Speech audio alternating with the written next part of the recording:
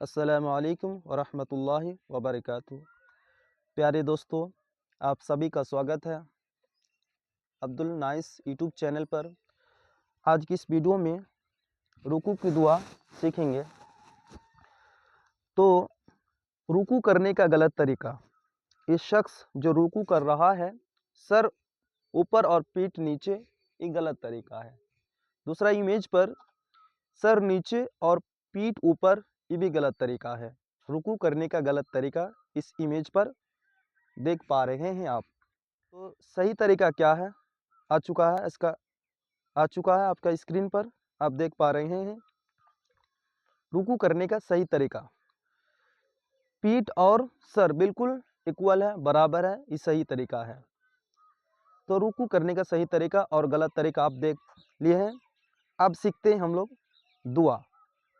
تو آ چکا ہے اسکرین پر رکوع کی دعائیں۔ سبحان ربی العظیم، سبحان ربی العظیم، سبحان ربی العظیم۔ کم از کم 3 مرتبہ اس دعا کو آپ کو پڑھنا ہے۔ کتنا بار؟ 3 مرتبہ، یہاں لکھا ہوا 3 مرتبہ۔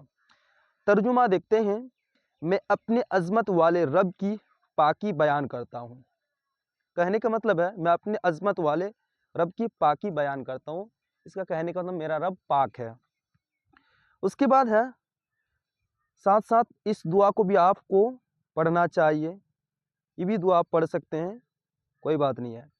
سبحانک اللہم ربنا وبحمدک، سبحانک اللہم ربنا وبحمدک اللہم اغفر لی۔ اس سے پہلے ہم لوگ جو دعا پڑھے ہیں اس دعا کو بھی آپ پڑھ سکتے ہیں، اس کو بھی آپ پڑھ سکتے ہیں۔ سبحانک اللہم ربنا وبحمدک اللہم اغفر لی۔ ترجمہ: یا اللہ، اے ہمارے رب، یا اللہ، یہ ہمارے رب، ہم تیری پاکی بیان کرتے ہیں اور تیری حمد کرتے ہیں، یا اللہ تو ہم کو بخش دے، یا اللہ تو ہم کو بخش دے۔ تو آج کی کلاس یہیں تک، پھر ملتے ہیں نیکسٹ ویڈیو کے ساتھ۔